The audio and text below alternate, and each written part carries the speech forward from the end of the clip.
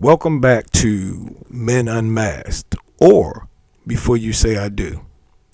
Today we're going to talk about 5 ways to lose a good man. We're not going to do a whole bunch of talking. We're just going to get right to it. Number 1, reflecting. What women have a bad habit of doing is reflecting on the last relationship. You can't go into the new thing reflecting on the old thing, right?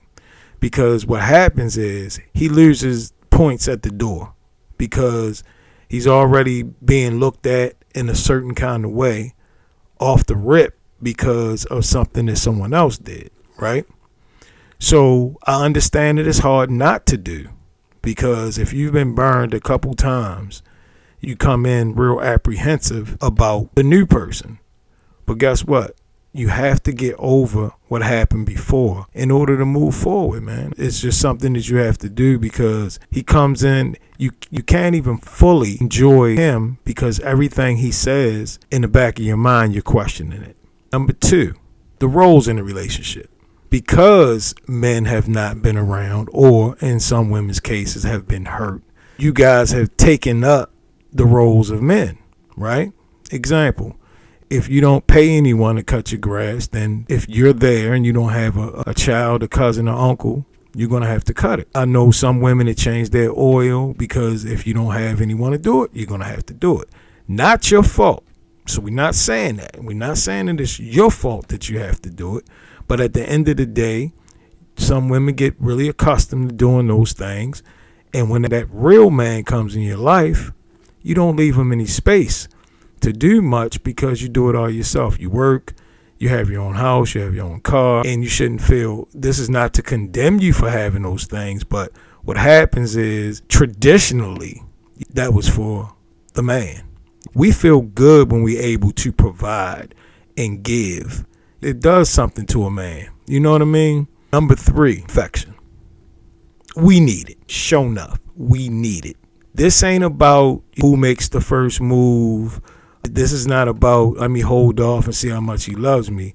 I've been in situations personally where the woman would rather have sex than kiss.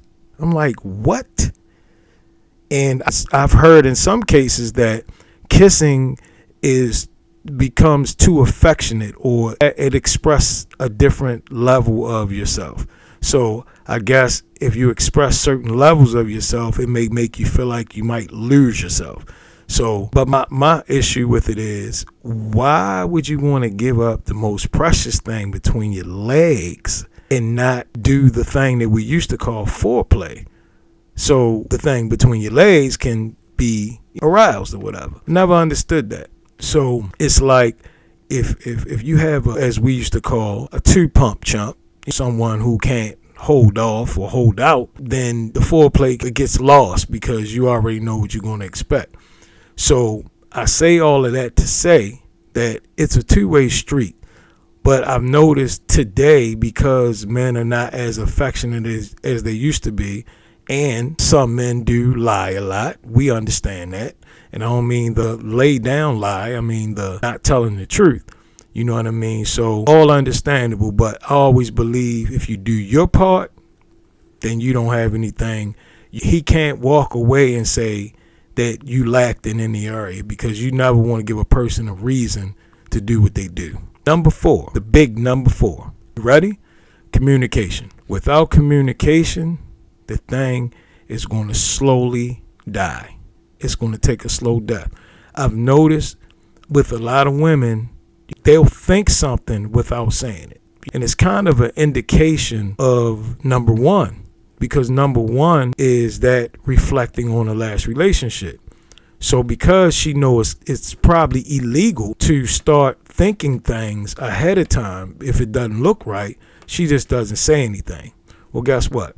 Just because you don't say it doesn't mean that it doesn't exist. It's still a real thing inside of you that just not, I'm going to stay here for a couple seconds, because it's a real thing that has not actually come out yet.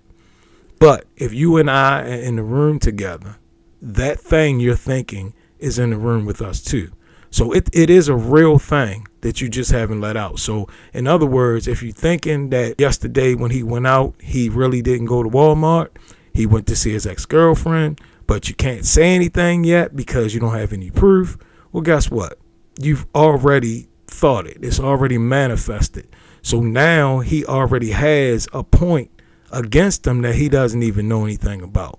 So my advice for number 4 is say something. You know what I mean? Talk about it. If you know that you have these certain trust issues just in general, and maybe just trust issues about this person, it's best for you to say something about it.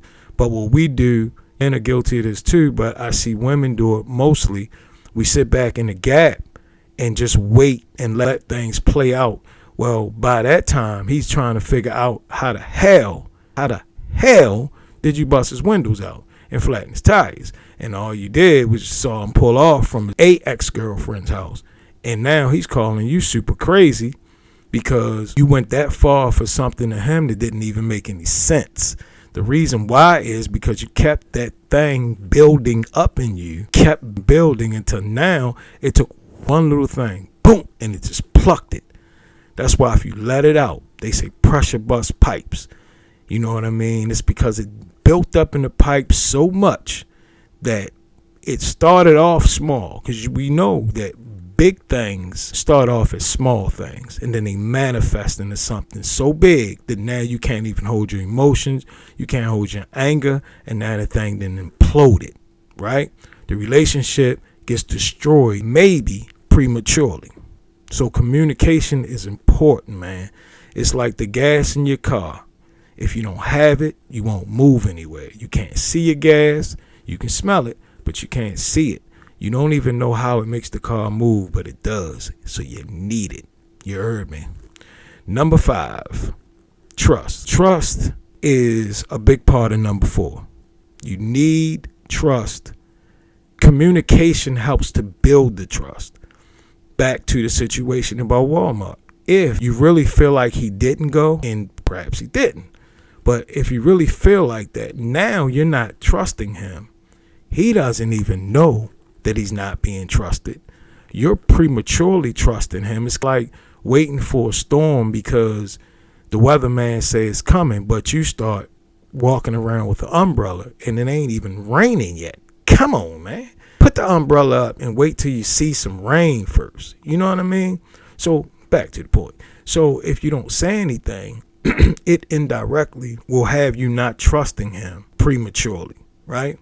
I used to always say some people, because they lie so damn much, if they told me it would, if they peed on me and told me it was raining, I would still have to look outside to make sure.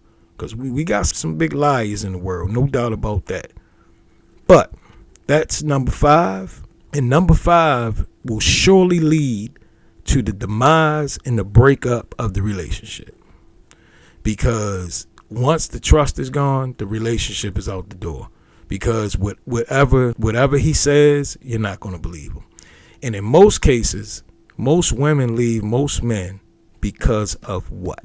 Infidelity. Brother cheating, right? So a cheater is exactly what he is. Exactly that. He's a cheater. But believe it or not, it doesn't disqualify him for being a good man. So I hope y'all got something out of this video. If you did, share, subscribe, and I'll be coming back with you with more content. Y'all support a brother, and I'll support y'all with this information. Thank you very much, and we're out.